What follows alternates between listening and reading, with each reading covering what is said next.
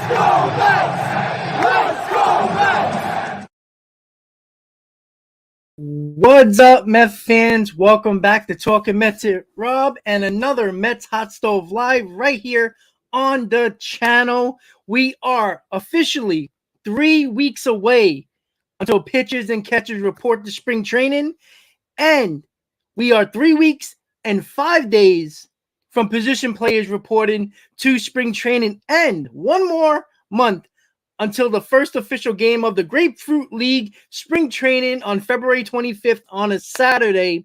2 games. We got one at 1 p.m. and one at 6 p.m. The 1 p.m. game is going to be at the Astros facility in, I believe it's Jupiter, if I'm not mistaken. And the Mets official home opener for spring training is at 6 p.m. against the Marlins. So we are so close until baseball. We can stop talking about free agents. We can stop talking about trades. We can stop talking about roster construction, and we can talk about baseball. We can bitch and moan about the lineups. We can talk about the rotation. We can talk about the starting pitcher for the day. We can talk about the prior game, the future week, the future month. So much we're going to be talking about. Finally, the game we all love, baseball, will be back quicker than you know it. 3 weeks away until pitchers and catchers report In the Grapefruit League, every team is different, but the Mets are February 15th for pitchers and catchers and February 20th for position players. So we are all ready to get this offseason behind us and start playing some games and seeing who's going to make the roster. There's only a few spots available, probably maybe one or two when it comes to the 26-man roster, possibly a bullpen arm, possibly a bench piece, considering that Beatty looks like he is the most likely to have the opportunity of making the roster coming out of spring training. There is so much to talk about with that. But as of right now, 3 weeks away from the best sport and the best part of the year, which is when baseball starts back in the middle of February. And that's why we're here. That's why I'm doing this channel, because I love baseball. You love baseball. And I appreciate you guys for coming back for another season right here on Talking Mets with Rob. And it's going to be a lot of fun in the 2023 season. A lot of ups, a lot of downs, of course. But we all love it. That's why we keep on coming back for more. So, with that said, let's say what up to everybody in the channel. In the chat right now, we got Jose, we got Brandon, we got Lendog, we have David, we got Victor. Say what's up in the chat, guys. Do not be shy. If you're new to the channel, first-time subscriber, say what up in the channel. I love to shout the people out. And let me know where you're from and what fan you are of what team, and we can go from there. Bryce, what's up? How you doing? Yes, I'm going to talk about Cohen in just a second. Christian, member of Talking Mets with Rob. How you doing, buddy? Let's see. Hold on. Hebrew, what's up? All right, I'm just waiting for more people to say what up in the chat. Don't be shy, guys.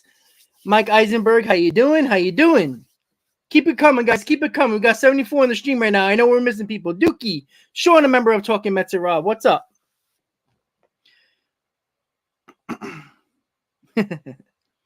Well, David, I think you would want me to say the Eagles. Crazy Joe, greetings from Texas. All right, buddy. Fan since 77. Nice. I love it. Hey, and listen, but before we get started with the topics that are on both sides of the screen, so you know what we'll be talking about tonight on the 1 hour Mets Hot Stove. The demographic for age for this channel is from 50 to 65 is the most. So what that tells me and what I appreciate about that is that the old school, the real old school baseball fans love this channel. And it's, I'm not shocked by that because of the fact that most of my knowledge comes from my father.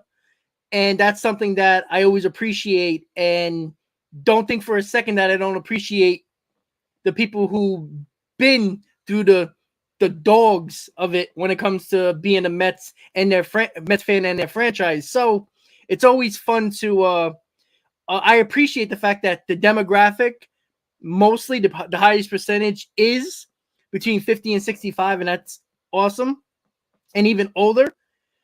So I think that's pretty cool. What that tells me is that people keep on coming back for more around that age group, and it makes me feel good because I feel like I'm bringing at least the knowledge that I've learned and knowledge that I want to bring to the table for people who, let's be honest, who basically seen so much, a hell of a lot more than I have. And that's some fun stuff right there. So I see more people in the chat. Roberto, a member of Talking Mets with Rob. Let's see who else we got here. Sorry if I missed you. Steven, there we go. I knew I saw somebody else. Jose, we got Dookie, we got Jersey in the house. We got Daniel, we got Hebrew, 45 years young. Arnold, how you doing? Who else we got here? Mark Cadenas, how you doing? Yeah, the Bills seem like they break a lot of hearts. Yeah. David, listen, buddy. Let me just finish up about the Cowboys really quick since David is talking about it in the chat, buddy. Listen, if the Cowboys would have had a competent quarterback, somebody that can actually, play the quarterback position, they would have easily beat the Niners. That's how good the Cowboys defense, was. And there's no doubt it was frustrating because of the fact that, I'm sorry, I'm looking at Baseball Night in New York. Sorry about that. It's important that And you see how important the role is of quarterback, even if it's a competent quarterback, like somebody who doesn't turn the ball over and protects the ball. We would have easily won that Niners game because the Dallas defense was so good. The 49ers defense was really damn good, but there was a lot of plays available that Dak Prescott, missed open receivers, taking sacks when he shouldn't have, didn't throw the ball away when he was supposed to. I mean, it was just, and then the play calling was absolutely ridiculous as well. So it is what it is. You got the Niners and Eagles in the NFC Championship. We got the Chiefs and the Bengals in the AFC Championship game. All I know is that whoever wins those championship games is going to be a pretty good, damn good Super Bowl. So with that said, let's get into it. I see there's a couple more people that popped up, I believe. Victor, how you doing? 71. Woo, Victor. Love it. See, guys, I wasn't lying. There's a lot of between the 50 and 65, and there's a little bit more of a percentage when it gets a little higher. And that's something that I really appreciate because of the fact that, Ken's here. Oh, Ken's here. That's something that I do really appreciate because of the fact that it's pretty cool, considering the fact that, people who, some people that are in that age group are retired. Some spend more time home than the younger generation at this point. Like with stuff like this, and you take the time out of your day to watch, keep on coming back for more, watch the channel, especially during the off season, because let's be honest, during the off season, it's hard to make content, especially when there's nothing going on. So, I do appreciate you guys continuing to come back with that. So don't forget, guys, hit on that like button. And once again, if you are a new subscriber, say what's up. Let me know where you're from and let me know what fan base, what team that you are a fan of, because I always like to see where you're from and what team you root for, because there's about over 1,000 subscribers of this channel that are not Mets fans. And you know what? That was always a little shocking to me, but that also tells me that I try to be as fair as possible and leave my fan bias behind me when I talk about teams, because I criticize every team. And I think you guys know that by now. So let's get started, guys, with Chafin. And before we get to that, let me just, I already put up this topics prior, before I actually saw the Steve Cohen situation where Andy Martino, take it for what it's worth, that Steve Cohen has talked internally. Remember, we heard this earlier in the offseason when the Mets were considering going after Trey Turner internally during the season last year, and as a way to go after Mets as a free agent.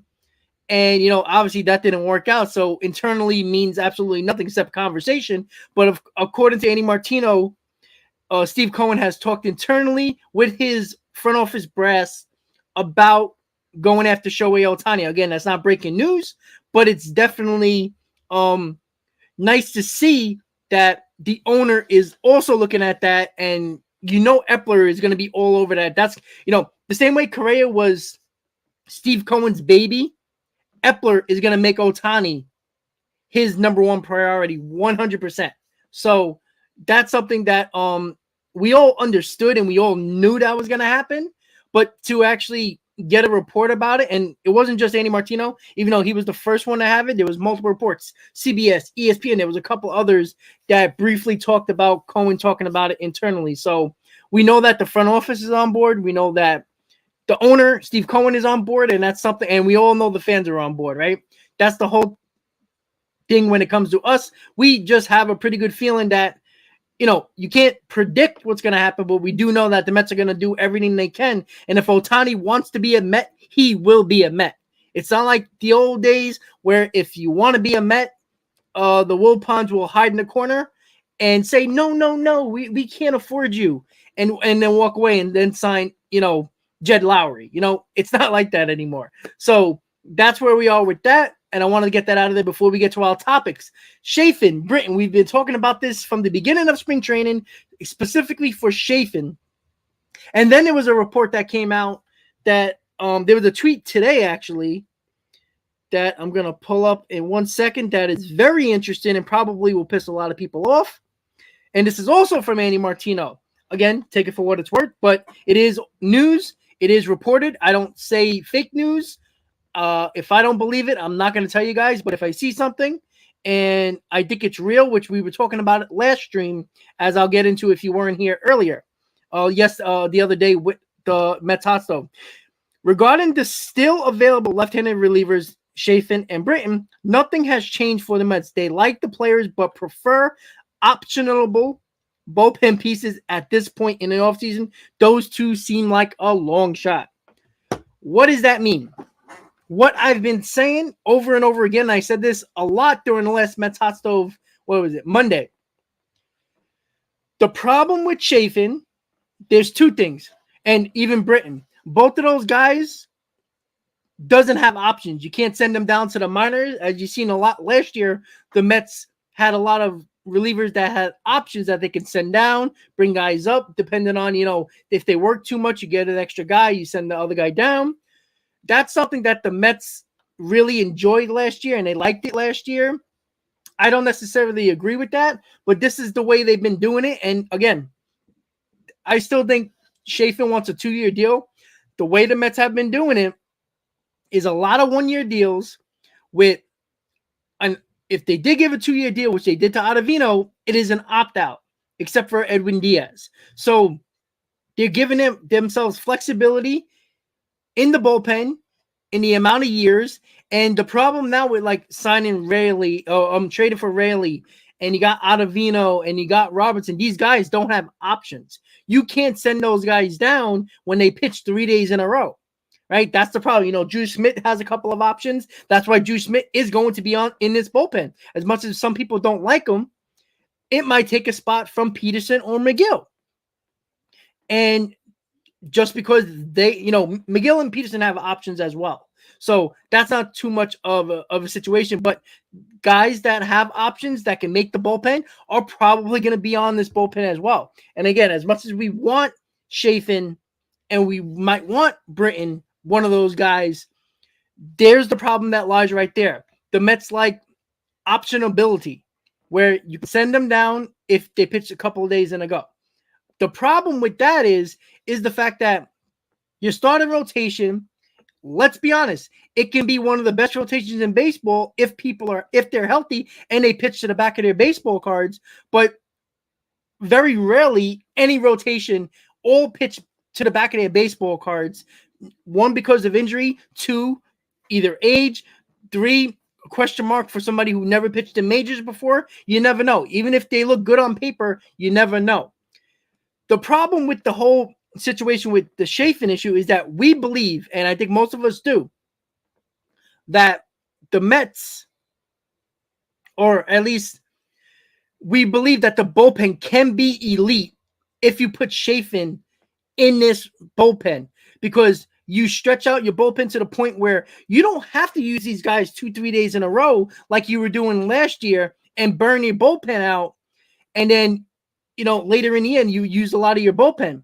So that's something that is absolutely possible that the Mets, considering the way their rotation is going to be lining up. You got 2 older pitchers you want to keep healthy. So early on, I don't expect them to go into the 7th inning very often, unless their pitch count is extremely low. I do expect this bullpen to be worked heavy early on in the first couple of months of the season, so you can save those innings to late in the year when you need those starting pitchers to go 7, possibly 8 innings. And the problem with the Mets right now is this bullpen good? On paper, absolutely. Very good. I think better than last year.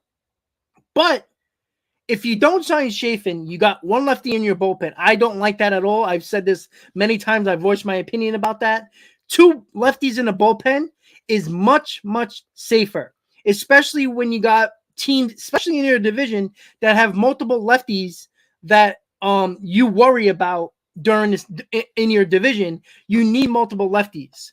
And just having Rayleigh in there, and I know David Peterson could be a possibility for the bullpen, even though I do think that either McGill or Peterson are going to be in the minors to start the season. And most likely, I would not be shocked if Peterson is the one to start the season in the minors, considering that the Mets have that ace in the hole, or not ace in the hole, but a lefty pitcher in the waiting just in case of an injury or even a bullpen arm that might go down. It's too risky because you're going to heavily rely on one lefty like the Mets did last year with Rodriguez. It didn't work. It really did not work. And it was frustrating, and I don't understand why they continue to do the same thing. Two lefties should be a requirement. It's stupid to not have two lefties, especially in the division you're in, where you have numerous lefties that can be a problem. You got the Braves, you got Harris. It's like, he's a lefty batter, absolutely fine. I just, you got Harper, you got Schwarber. You got to worry about those guys. And it's something to, you got Olsen for the Braves as well. You got guys that you have to worry about. And I do think it makes sense to have two lefties, because if you happen to pitch Rayleigh 2 days in a row and he can't go a third, you got no lefty. That's stupid, especially if you got to use him in the first 2 games of the series. Say in the Marlins series, we played the Marlins opening up the season 4 times, right? If you pitch Rayleigh back-to-back days, well, now you don't got him for the last 3, the game 3 and game 4 of the series. And what do? Right? Not saying that the Marlins have a ton of lefties, but what do? When Jazz Chisholm comes up, right, and you need that lefty, you don't have it. So you're going to go to Robertson, who's been very good against lefties, but I'm always more comfortable with a lefty pitcher against a lefty batter. Not every single time, but most of the time I rather have a lefty, because more than likely when you have a lefty pitcher and a lefty batter, you have a pretty good chance, because most of these lefties have very good sliders that makes the batter, especially a lefty batter, roll over and hit a ground ball instead of trying to take you deep or put in a good piece of the wood on the ball. And that's something that I think is important when it comes to having another lefty. And I don't understand why the Mets are so concerned about options. You're trying to win a World Series, right? The hell with options. All right. You're still going to have Drew Smith. Even if you got McGill or Peterson, one of those guys as your long man in your bullpen, they have options as well. You're trying to win a World Series here. You're trying to win a division here. You shouldn't be worrying about options. If you want your bench to be guys that have available options, so if they're struggling, you can send them down and bring somebody else up, I'm okay with that. But with your bullpen, especially if you get one of these, even in Britain, I know a lot of people don't want Britain because of the injury last year, but if he's healthy, he's one of the best lefties in baseball. There is no doubt that the Mets bullpen can be elite with one of those guys, specifically Chafin. And if you have that, you put so much less pressure on your rotation, and you use your bullpen wisely in the first couple of months to save those guys. Because once again, Scherzer, Verlander, they're up there in age. You want to keep these guys healthy. Number 2, your third starter, Senga. He's going to be on an innings limit. He hasn't pitched more than 140 innings in his career in Japan. You can't force this guy to throw more innings than you should expect from him. He's going to be taken out a lot in the first half of the season, guaranteed. There's going to be a couple of times where they might take him out in the 5th inning just to save his innings. And that's something that you're going to have to worry about. I'm not worried about Quintana. I'm not worried about Carrasco. Those guys can pitch innings. As long as they're healthy, they are workhorses. I'm not too concerned about them. But your first 3 guys, there are concerns. You got to keep these guys healthy, and I would not be shocked. And don't get upset in the first month or 2 that you're going to have Verlander coming out in the 6th inning when he might be at 85, 90 pitches. You might see Scherzer come out around the same time, because you got to save these guys to the end. Scherzer completely wore himself out and then hurt himself midway through the year, and it became a big problem later on in the season. And that's something that I do think that the Mets really have to be concerned about, because that's the whole reason why people are concerned. That's why when the Mets almost got Correa, they were like, all right, now we got the runs that we can get this guy, we get this lineup scoring some runs. You don't have to put all the pressure on the pitching rotation and the pitching staff. Now you got a similar lineup as last year, even though this team early on last year, actually for the majority of the season, were scoring 4+ runs a game on average. except for the middle of August into September when they lost a full run per game. It was near 4.5 at its peak, and it actually went down to a little under 3.5 from August until the end of September. You can't have that when you don't have a rotation that you can trust and a bullpen that at the moment, if you really look at it, was in the middle of the pack. But when you couldn't completely trust your bullpen, you had to rely more heavily on your rotation, and you see how it burned us at the end of the year. So Chafin and Britton seems like it's unlikely, according to Andy Martino, that the Mets want options when it comes to their relievers, or at least free agent relievers, and they don't seem like they're not going to get that with those two guys because they don't have the options to be sent down, which I think is stupid. But, I mean, I don't know what else is out there that they can get. We'll see. But I do think the Mets, I think they'll probably come around because, I mean, I don't know why Chafin hasn't been off the board. He's one of the better lefties on the market, even early on in the offseason, so I don't get it. You know, I still believe that the Mets, when they finally break down and realize they need another lefty, they're probably going to sign Zach Britton because of the fact he's going to be a 1-year deal, and it's a prove me type of deal, and he's probably going to be a lot cheaper than Chafin. And I still think for a while now that Chafin's going to get a 2-year deal. And I don't know if the Mets, the way they've been signing free agents and working their bullpen, a lot of guys have 1-year deals or a 2-year deal with an opt-out. So don't be shocked if Zach Britton might be the guy they eventually turn to get that second lefty in the bullpen. So there we are. I know some people in the comments were talking about Grant, a member of Talk to Mets and Rob. What's up, buddy? Mothman, Fireblaze, Bahray, Brian. Who else we got? JR. We got, who else we got here? We got Mike. We got, who else? Let's make sure I'm saying what up to everybody. Explosive. What's up? What's up? What's up? If I missed you, I apologize. David, how you doing? Steven, how you doing? All right, I think I got to everybody. All right, guys. So next up, I know some people in the comments are talking about the trade with the Padres. This hasn't been world news. This hasn't been really big news that people have been talking about, mostly at all. But there was a report a couple of days ago that that was interesting. That the Padres have been trying to get David Peterson from the Mets over the last couple of weeks. And what is interesting about that, and I did actually email it to myself. Let me see if I can find it really quick. Give me a second. Hold on, guys. Let me just make sure. I just want to make sure I get it right. Come on. Let's see. Let's see. Hold on, guys. I just want to make sure I find it. Where the hell is it? Ugh, terrible. I should have pulled it up earlier, but I was trying to figure out everything. All right, let me just hold on. I think I sent this to one of my friends. Give me a second, guys. Hold on. All right, because me and Joe was talking about this. Where the hell is it? I know I sent it to him. Where is it? Hold on, guys. Hold on. Let me just get it right. Oh, wait, hold on. Is that it? No. All right. Where the hell is it? I thought I sent it. Oh, here we go. All right, here we go. So this is from Baseball Rumors that the Mets, because of their depth in the starting rotation, which we have a decent amount of depth, considering the moves we made, Elijah Hernandez, we got Luke Casey coming back. It seems to be that the Mets are thinking that they could have an expendable piece as a starter.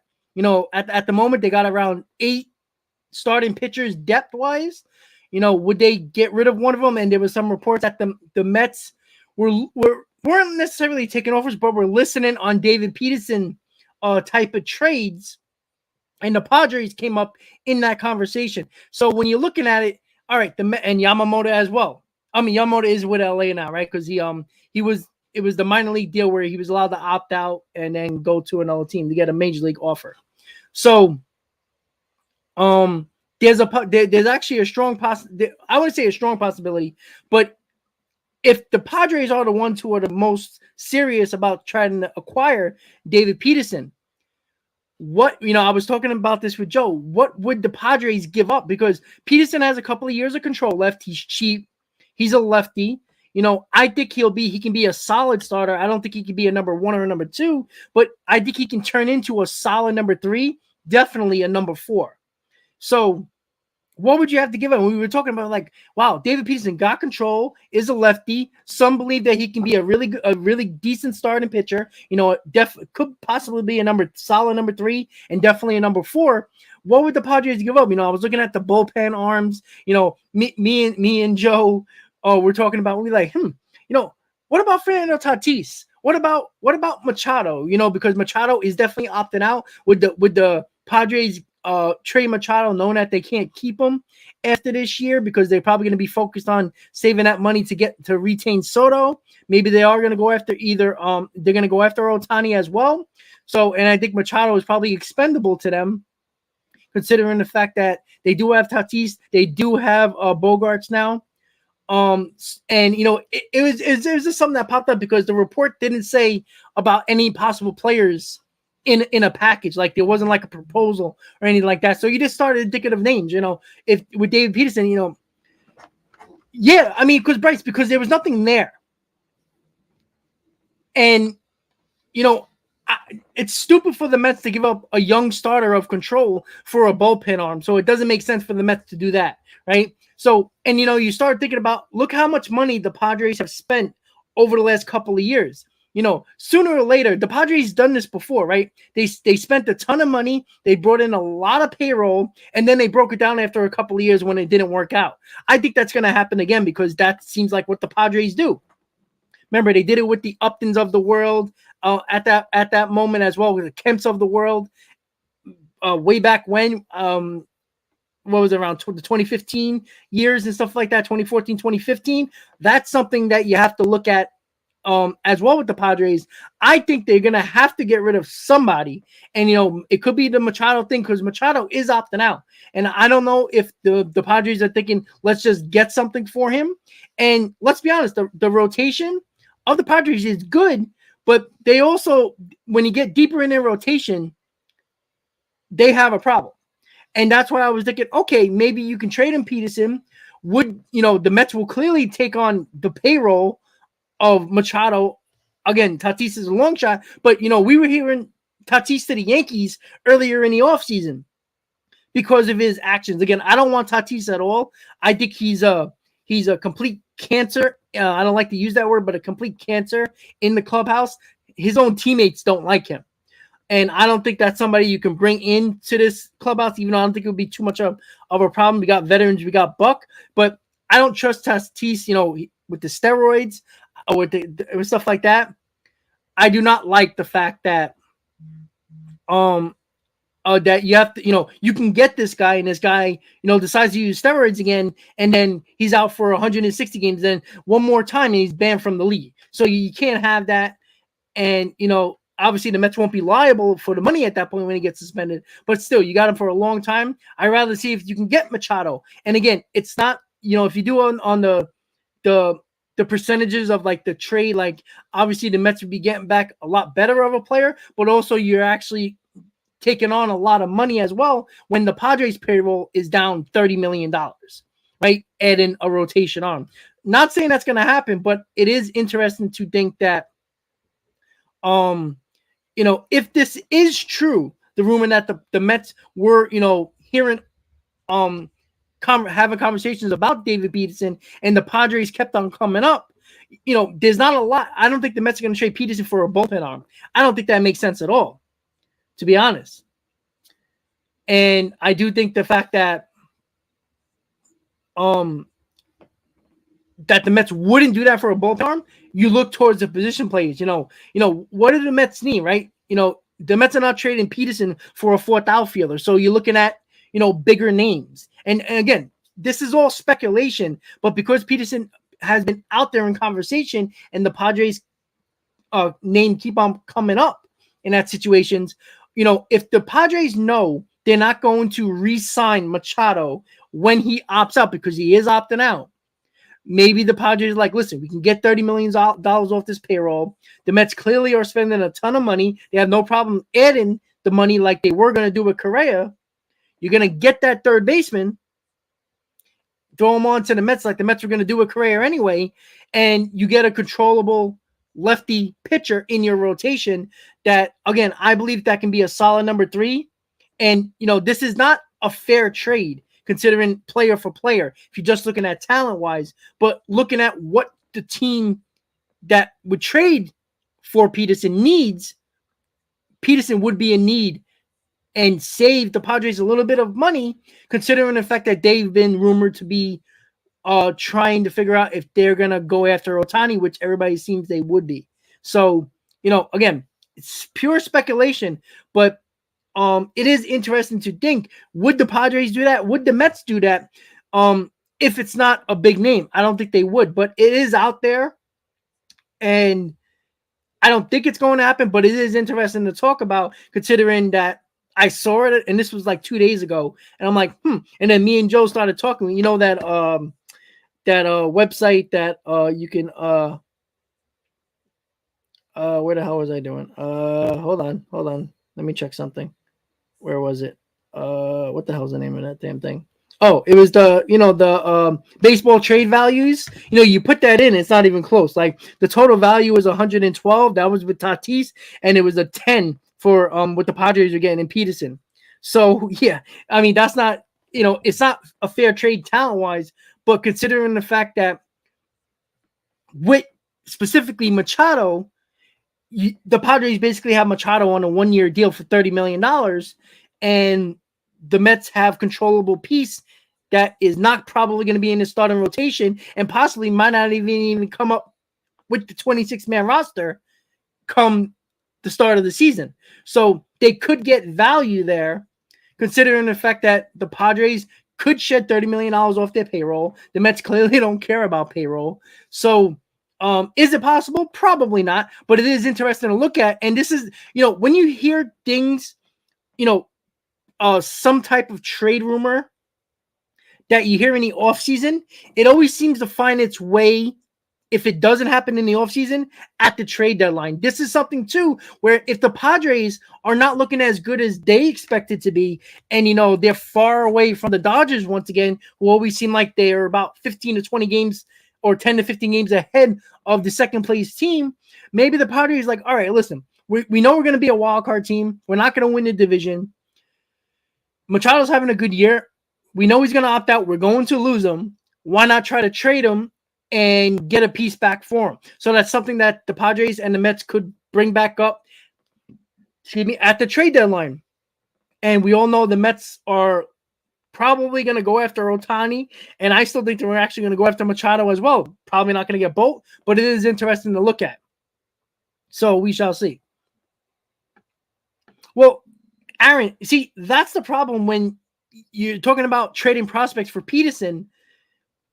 The Mets aren't going to do that. The Mets are a team that are looking to win a World Series. They're a contender. You're not trading for prospects. That doesn't make sense. That doesn't help this team now. And that's the whole point. The Mets are not going to make that trade if that's the case. And, you have to, not saying that it's going to be Peterson for Machado straight up, even though the Mets would be taking that money. Even if it's a mid-level prospect, someone that's in the top 20, from 10 to 20 that the Padres might want, you have to, putting Peterson in there as well could be something that the Mets could do as well. But when you hear about trade rumors in the offseason and it doesn't happen, usually you'll hear it again during the trade deadline. That's something that is relevant when it comes down to it. That's why any of these rumors just don't throw in the garbage and forget about it, because a lot of the times they pop back up again with the trade deadline. Like you always heard with the Mets with Andrew Chafin last year before he signed with Detroit, we heard it again at the trade deadline. We heard bats at the trade deadline that we heard in the offseason that the Mets could have tried to get, and then you heard again at the trade deadline. That's something that you have to look at when it comes down to the trade deadline as well, when you hear rumors in the offseason. Ken, I think the Yankees would do. Oh, no. Cashman wouldn't do that. He wouldn't give up Volpe. He loves Volpe.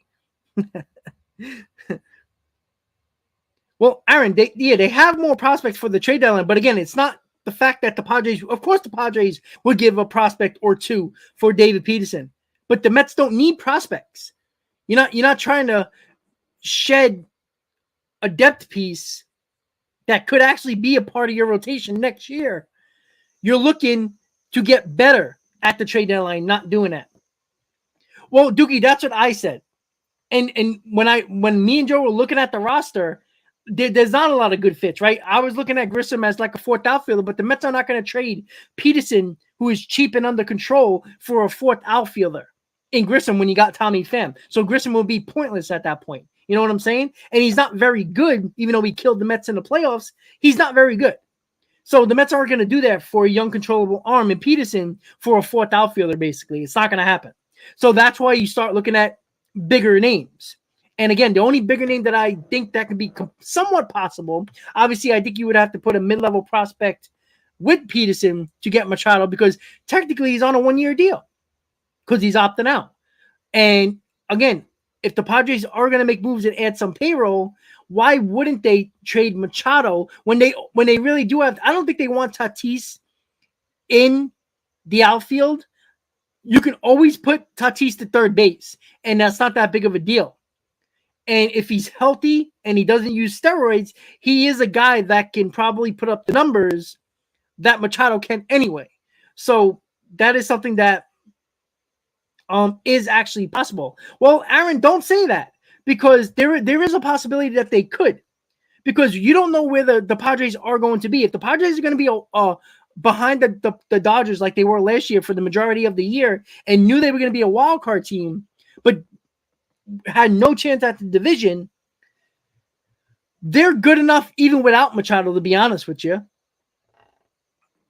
So there isn't something that again, it's not a possibility, but you're starting to look at names. And if the Padres want Peterson, if I'm the Mets, I'm not asking for a fourth outfield or a bullpen. That's stupid for the Mets. Why would you trade a young, controllable arm that could possibly be in your rotation next year? Why would they trade for a fourth outfielder or a bullpen arm? That really doesn't make sense. You might as well throw Peterson in the bullpen and keep him because he's cheap and he's controllable and he's decent. So that wouldn't make sense. Barry, I agree. I think the Padres are a complete team, but again, we've seen complete teams not be as good. And I still don't think the Padres are going to win that division. I think the Dodgers are still good enough where I don't think it's going to be close in that division this year. I still think the Padres are going to be a wild card team again.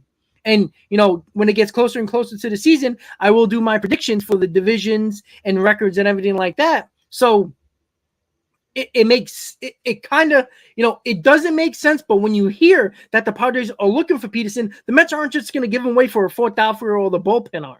And I'm not talking about an elite bullpen arm. I don't think the Padres are going to give up one of their elite bullpen arms for Peterson. You hurt your bullpen to help your rotation a little bit. Doesn't make sense for them. So you start looking at a bigger names. And again, this is speculation. But again, the Mets aren't going to give up Peterson for a bag of balls. It's not happening. So that's something that the Mets can actually tend to look at. But again, this is not saying that it's going to happen in the offseason, because everything determines at the trade deadline. What happened if the Padres start off really slow and they're not as good as everybody expected them to be, and they're not as good as they are, and now the owner's going to be like, well, we're spending all this money and look where we are, right? There's always a team that everybody expects, including the Mets, by the way, that are expected to be contenders. And you never, and then they end up having a really bad first half, and they start trading off players to shed a little bit of payroll. Not saying the Mets are going to do that if they're having a bad first half, but there's always a team that is expected to contend. The White Sox last year, right? Everybody expected them to win that division with no problem, and they didn't even make the playoffs, and they struggled. And that's something that you have to look at when it comes to a team like that, or any team that might not be as good as they were expected to be. And now, if they're having a really bad season in the first half, now Machado becomes a real possibility, because why wouldn't the Padres trade Machado when they're not retaining him? And there's a pretty good chance he's opting out, which everybody believes. And the Padres aren't going to keep him, considering the fact that they do have Fernando Tatis for 13 freaking years. And you can put him at third base alongside Xander Bogaerts. So that's something that you have to look at And it's not about the offseason now, because I don't think that type of trade is happening so close to spring training in the offseason. You can bring this back up at the trade deadline and see where the teams are. All right. So with that said, that is one of the trade scenarios, trade situations that I heard, that I saw that popped up, and I'm like, whoa, where did this come from? We didn't hear about this, but it does make sense. The Mets have depth, but the Mets also aren't going to give Peterson away for nothing. And that doesn't mean the Padres are the only team either. Excuse me. So as you guys know, Simon Tommy Pham added another issue when it came to the 40-man. The Mets needed to make room for Tommy Pham. And Taylor Saucedo, the lefty, the big lefty, had been DFA'd by the Mets to make room for Tommy Pham on the 40-man roster.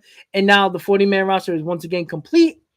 And if the Mets make another move, which if it's Zach Britton or Chafin or bring in another reliever, they're going to have, if it's a free agent, they're going to have to make another move on the 40-man to make room for one of those arms as well in the bullpen or whatever else they do.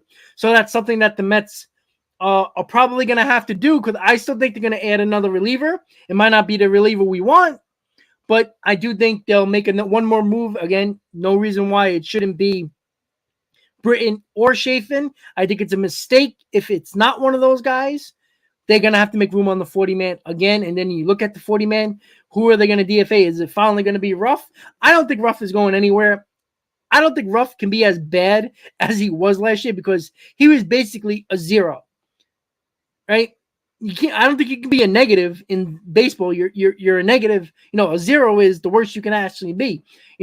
I think he might be actually a little bit better, and I'm stretching that out a little bit. I'm talking about like not a complete waste of time and a waste of a jersey on this roster, but I think Billy Epler is very similar to Brian Cashman, where when he makes a move, if it's free agency or or a trade, he's going to back his guys until you can't back them anymore.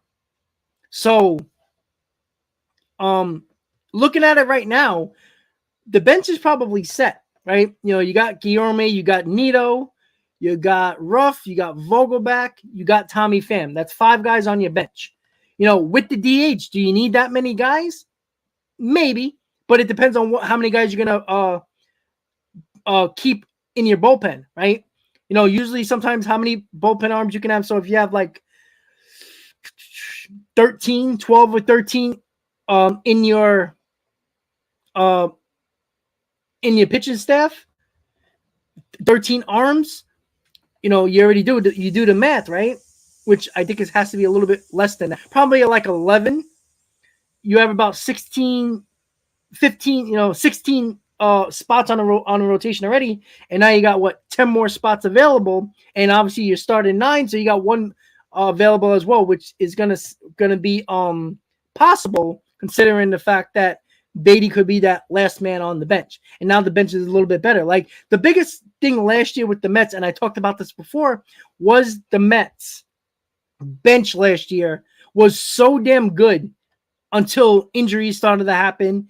And it messed up our bench. The Jankowskis, the Guillormes, the Nitos of the world, every time they played, they produced, and they were productive. It was one of the better benches in baseball for the first half of the year. And then Guillorme got hurt, and then Jankowski got hurt. The Mets got rid of him. And then, Nito had to be the starter because James McCann was often injured. So your bench got weak because you needed to use those guys on your bench because starters were hurt. And the problem with the bench, with the bench that I have, like Nito, Guillorme, perfect. Guillorme can play all over the infield, no problem. Nito is a very perfect backup catcher who showed he can start last year. So those 2 spots are fine. The problems that you have is the fact that Ruff isn't a very good outfielder. So he's basically, your extra outfielder other than Tommy Pham. And you got Vogelback, who is considered a backup first baseman, but really does not play the field because he's not a very good first baseman either. Ruff could play first base in a crunch, as a backup every now and then to give a day off to Pete Alonso if it is a day off or he DHs. That's something that you have to look at as well. That's why I think Beatty has a real opportunity to make this team because of the fact that Beatty can play left field and he can play third base. Big deal when it comes to your bench. The problem that I have is that Ruff and Vogelback are basically useless on the field, even though Ruff did play first base a couple of times last year and Vogelback never played the field for the Mets. So the bench, I don't believe, is as good as last year because Tommy Pham is not a big speedster, but he's a decent outfielder, and I do like his bat. He provides the power, a decent amount of power, around like 16, 17 home runs, not too bad. But the bench isn't as good as last year. And, I don't think Ruff can be as bad as he was last year. If he is, I think the Mets are going to give him a month. In the month of April, or even in spring training, if he looks terrible in spring training, look for the Mets to get rid of him. And then there's an open spot right there for somebody to get the opportunity to make this team. But if he looks decent in spring training, the Mets are going to give him an opportunity in April. And if he fails in April, they're probably going to get rid of him and bring somebody up. Well, Jason, the Mets lineup is not less than mediocre. This Mets lineup, if you look at it from last year, we're scoring 4.5 runs a ball game. So they're not less than mediocre. That's completely false. The bench isn't as good. But you got to remember, the bench is not going to be as huge as a part as it would be if people stay healthy. Your bench is basically defensive replacements and an occasional pinch hitter because you don't got the pitcher anymore batting. You don't have to worry about double switches. You don't have to pitch. You don't have to pinch it for the hitter, for the pitcher. So that's something that you don't have to do anymore. This lineup is a lineup that showed you got to remember when Escobar got hurt, you threw Guillorme, and Guillorme offensively is not as good as Escobar. When Jankowski had to play a little bit more, those guys are not better offensively. Well, Brian, it's not, because if you look around the league, it's around 3.5 on average. And most games have about 9 runs scored in total. Okay, agree. But that average is always skewed because there could be a team that scores, between 8 to 10 runs in a 3-game stretch, and the other team scores 1 or 2, right? If you look, the Mets were in the top 10 last year. Actually, for most of the season, they were top 5 in runs scored. In runs per game until the end of August into September. Then they went down a full run, which is huge in baseball. Because if you're not scoring runs and you're averaging a little over 3 runs per game, you have to obviously have 2 runs less per game given up or you're going to lose. And that's what happened with the Mets in the end of August into September. Remember, there was injuries, right? And the guys who you were counting on the entire season were struggling in September, and the Mets didn't have Marte in September. Well, Jason, you could say that about any team in baseball. Look at the benches in baseball. Just look at it. There's not a lot of very good benches, especially with the DH now. The benches aren't as good as they used to. Usually, your bench in the National League teams always have better benches because they had to carry more guys and more efficient guys because there was a lot of double switches. There was pinch hitting for the pitcher. Now, teams don't look at the bench as an end-all be-all anymore. It's not the biggest priority anymore, considering the fact that you have the DH now and there's no double switches. There's sometimes double switches, and there's not a lot of pinch hit opportunities. Exactly, Brian. You see what I'm saying? And that's what I'm saying. So I was wrong with that. So they averaged 4.73 runs per game.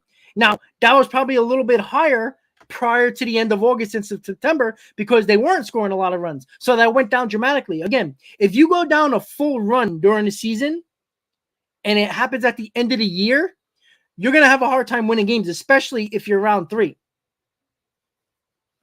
Yeah, exactly, Aaron. Yeah, but Jason, again, the Phillies lineup last year was a better lineup than the Mets, but yet the Mets completely demolished the Phillies during the season. So you can't say that. So that's what I get mad, like guys like Jason and people like that. The Mets roster wasn't as good or at least the lineup wasn't better on paper than the Braves or the Phillies, just like it isn't this year. But yet we were scoring more runs per game than both of those teams the majority of the year. Like, we have to stop looking at that. And I'm so sick and tired of people like, oh, look at the lineup. I don't give a crap about what's on paper. That means absolutely nothing, because if that was the case, the Mets should be in third place last year, and they weren't. Technically, they were in first place, and because of a tiebreaker, they ended up in second place, right? So let's not act, and don't look at the Phillies going into the World Series like that actually matters, because it doesn't. They got hot at the right time, just like the Braves did in 2021, just like the Nationals did in 2019. You're looking way too much into, oh, the lineup is superior. Well, you know what? You might be right, but guess what? The lineup of the Braves and the Phillies strike out 150 more times than the Mets lineup. That's a huge difference. Well, Jason, you could say that about anybody. If Lindor and Alonso goes down, obviously. But you know what? What happens if Turner goes down, right? Well, their big acquisition is gone, and you got the same lineup as last year. And they were terrible last year until the end of the season into the playoffs, right? You know what I'm saying? Like, if Olsen goes down, well, that's their big bat, one of their big bats in the lineup. Well, they're going to struggle. It's just that simple. You could say that about any team. Like, just because the Mets lose Alonso, all right, that's going to be a huge problem. Like, that's basically it. Like, if Riley goes down for the Braves, that's a huge part of their lineup, right? That's a lot of runs scored that's gone from the lineup. It's the same thing, right? Harper isn't going to be here for about 2 months of the season, right? Why do we just assume that the Phillies lineup is going to be good without him? And yeah, they got better with Harper when he came back, but they also struggled when Harper came back. They didn't start playing well. And remember, the ending part of that National League, you know, the number 6 spot in the wild card spot, it was an absolute joke. It was basically a 500 team. So the Phillies were the 500 team the whole year, and that was with Harper coming back. Again, they got hot at the right time. Jason, again, you don't understand the fact that a $350 million payroll wasn't $350 million payroll. Remember, you had to revamp your whole rotation that was basically a free agent. Most of your bullpen were free agent. That's where the money went. You got to remember that. And then you re-sign Nimmo. There wasn't a lot of open spots available in this lineup to begin with. So if you were expecting, you know, major overhaul in this lineup, you weren't paying attention. Yeah, Jason, but who hit 5th prior to Vogelback? Do you remember that? Who is the guy that was supposed to protect Pete Alonso in that lineup before the trade deadline? Eduardo Escobar, right? He was the guy that is, throughout his career, was a 20-plus home run guy who was an RBI machine with hitting between 75 and 90 RBIs the majority of his career. You know, average-wise, he's around 260 hitter. He had a bad year last year. I don't think Escobar is going to have another bad year, because you see what he can do. It wasn't age, because you saw what he did in September. So you got to look at it that way. Remember, the Mets signed Escobar, and everybody were like, all right, perfect. That's our 5th hitter. That's the guy that's going to protect Pete Alonso. No, Jason Escobar doesn't suck. You see, you're too involved in what he did in the early part of the year, but he was one of our best players. The Mets would have been in probably terrible in September if it wasn't for Escobar. Escobar doesn't suck. That's how much you're wrong. You know, you don't come in, you don't say anything good about the Mets, and you're a Mets fan. Like, I just don't get that. Like, you know, this team won 101 games last year, and the lineup was mediocre. You know, Brian just put that up there. The Mets scored 4.73 runs a game last year throughout the entire season. In the month of September, it went down a full run. That was the problem. And for people who think, and for Jason who thinks Escobar sucks, you're just not paying attention. Because Escobar struggled last year, absolutely. But if he struggled the whole season and didn't do what he did in September, then I'm like, okay, maybe the Mets kind of made a mistake there. Because maybe age caught up to him, but he was one of our best players in September. So it clearly wasn't age. Because if it was age, wouldn't you be worse at the end of the year, considering you played the whole season? And remember, Escobar also got injured as well. Okay, Jason, you've seen it all. But the same team that you're complaining about won 101 games last year. So you're wrong. So, like, you're complaining about the mediocre lineup that was top 5 in baseball in runs scored in runs per game last year. And that was with the lineup that you say is mediocre. Who was only better, was only worse than 4 other teams in a bit. They didn't overachieve last year. That's stupid. Then the Braves overachieved last year. They won a World Series, but they won 14 games more. Where did that get them? Right?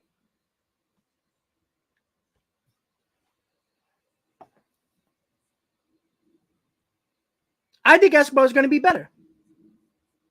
But, Jason, it was a top 5 offense last year. Like, what do you consider? Just home runs? So you want 213 hitters that have 40 home runs? Because the Mets strike out 150 times less than the team that you love in the Phillies and the Braves. That's a huge deal, considering there's no shift this year. If you don't put the bat on the ball, you don't provide any production for your team. The Phillies added Trey Turner, which is a huge addition. The guy gets on base, but he also strikes out 175 times a year as well. So he adds strikeouts to that team as well. And the Braves strike out a lot. The Braves and the Phillies strike out a ton. I mean, they got multiple guys that can hit 200 strikeouts. I mean, multiple guys. The Mets might have 1, maybe 2. There's about 3, 4, 5 guys on the Braves and the Phillies lineup that can strike out that many times. They didn't. They were injured, Jason. Your best offensive player in Starlin Marte was injured in the month of September. That's a huge deal. That's a guy that hits 300 and provides power. And look who was playing in center. Who was batting second? They were moving around every single time. Again, you can't say they overachieved, because then the Phillies overachieved and the Braves overachieved. Well, okay, Jason, but guess what? The Phillies were terrible against bad teams for the majority of the year. The Braves couldn't beat any good teams. So everybody had flaws. But the Mets also won 101 wins. So if the Mets overachieved, the Braves clearly overachieved. Come on. Like I said, Jason, you've seen this for 40 years, right? You were probably one of the guys that says, the 86 team was overrated, right? But it is what it is, guys. Again, you can't be overrated and win 101 games when the same team in your division who won 87 games the year prior and won the World Series, right? But they won 14 games more. So did they overachieve? Because they didn't win the World Series last year. But the 87-win team Phillies went to the World Series. It makes no sense. So with that said, guys, 3 weeks away for pitches and catches to report. 3 weeks and 5 days for position plays to report. And we're 1 month away for the first official game of the year in spring training on February 25th, Saturday. We'll be at spring training, bringing you a couple of live streams while walking around the spring training facility. I believe they opened that back up where you can walk around and go to all the fields in that facility. I'll do live with that. Hayden, me and him are gonna meet up multiple days and be a part of the spring training festivities and all that stuff. We are going with the 7 line on the hill on the first game of the spring training calendar. So it's going to be a lot of fun. Multiple live streams, probably a couple from the hotel as well.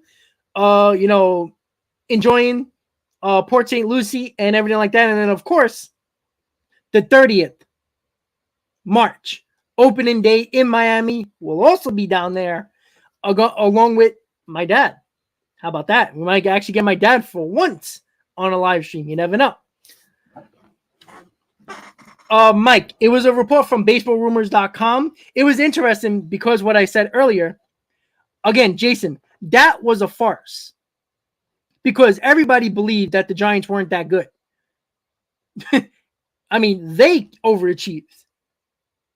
But you're bringing up the Giants who had no lineup, who barely had any pitching other than Rodon and Gausman. After that, it was nothing in their rotation.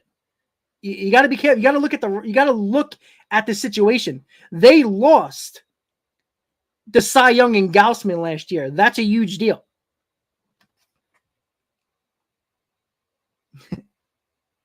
So, with that said, there's so much to talk about going into spring training, but once the roster is finalized, we will see. Okay, Jason, we'll see. And you know what? That 92-93 win team might win the World Series. Just like the 87 win Braves did last year. So with that said, guys, everybody have a great night. Thank you for tuning in to Mets Hot Stove Live, another live on this channel. Most likely I'll do another Mets Hot Stove Live on Friday so we can get back to what if the Mets are going to get Chafin. Are they going to do a little bit more with the bullpen? Let's hope they do. I think everybody believes that the Mets need one more bullpen on. So with that said, everybody have a great night. I'll see you on Friday for another Mets Hot Stove Live. Let's see if the Mets do another move in the bullpen in Chafin or Britton, and it'll make this bullpen even better. So everybody have a great night. As always, let's go Mets. See you next time, guys.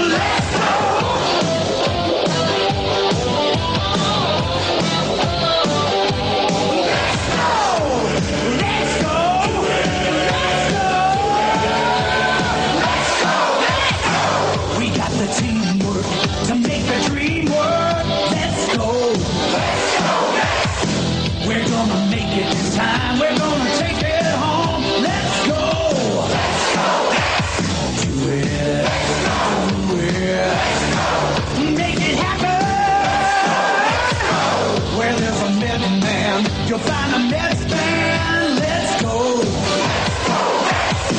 This is a Mets year for all your Mets here.